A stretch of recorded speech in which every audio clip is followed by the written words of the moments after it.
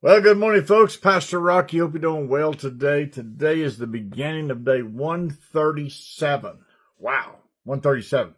Last night, before Miss Janice went to bed, I'd been in the hot tub, and I came in, and I had an old Pentecostal song on my mind when we were talking about how God has looked after us and watched after us and helped us in so many different ways. There's an old Pentecostal song that they sing, and it says, when I think about his goodness and what he did for me, when I think about his mercy and how he set me free, I can dance all night. And they have a time, I'm telling you.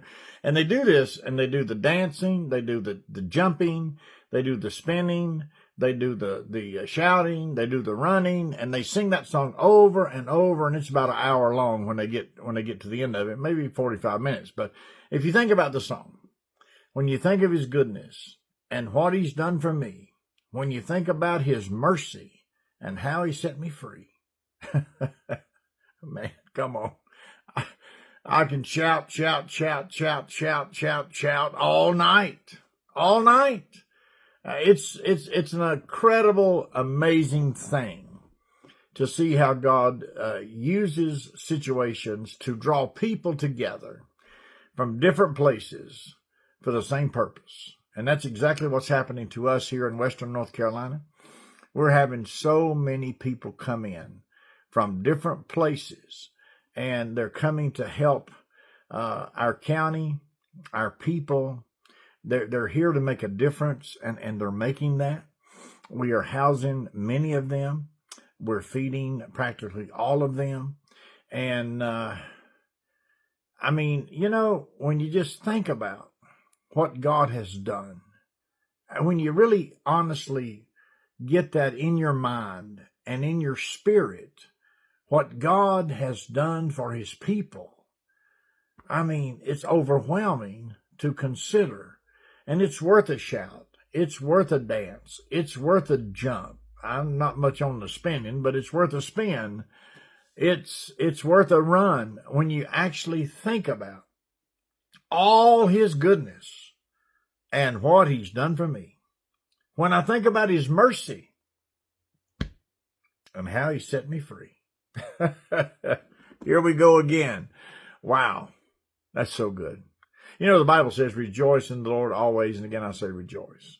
It's a wonderful thing to maintain in your heart, with all the other things going on, the joy of the Lord. I have a tendency, and it's a strong tendency in my spirit. Somebody comes in to us and they say, well, we lost this or that, lost our job, we can't pay the rent. And we help all these people. Now, I want you to understand, we help all these people. And we can't do this, we can't do that. And I always, only by God's grace, I always say, well, you know what? You're here. It's okay. Stuff is stuff. But you're real. And you're here. And God can do something with nothing.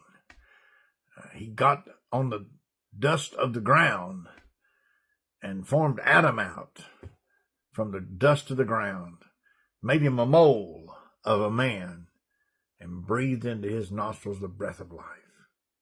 Man, listen, it doesn't matter how big or how unbelievable or how tragic it is. If there's life, there's hope. Here we are in the middle of the morning, and I just don't know. I just really don't know how people live without the presence of God to sustain them. Oh, I understand that medicine takes a part of that away, and alcohol takes a part of that away, and other things take a part of that away. But God put something in its place.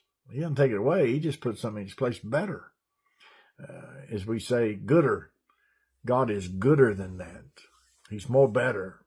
He provides for us what we need when we need it. And I want to tell you that I'm thrilled about that.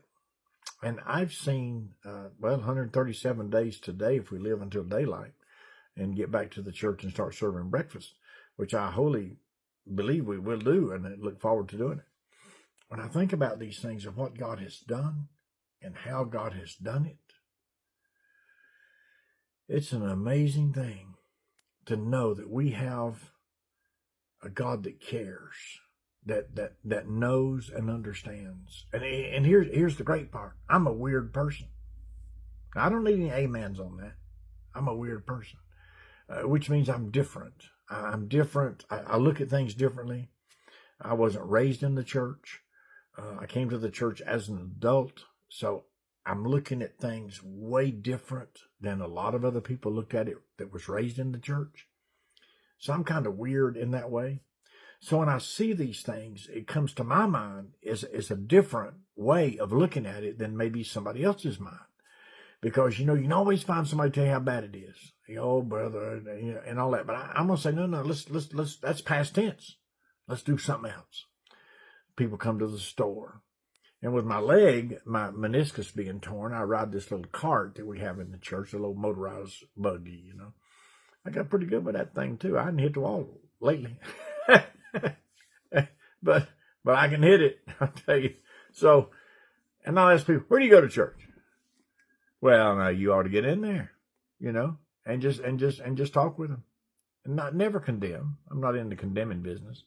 I'm in the uplifting business. That God is able to sustain us in the time of need.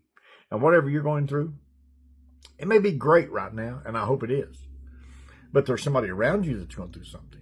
So our attention needs to go there instead of on us, because if we're doing great. Or if we're not doing so great, we need to stop and say, you know what? The Lord is ever present. He's always near us if we open the gate, let him in. He's omnipresent, but he's not welcomed everywhere. So I need to be reminded of these things. And I need to think about the blessings, the wonderful love and mercy and grace of God when I think about his goodness and what he's done for me. When I think about his goodness and what he's done for me, what do you do? I'll talk to you later.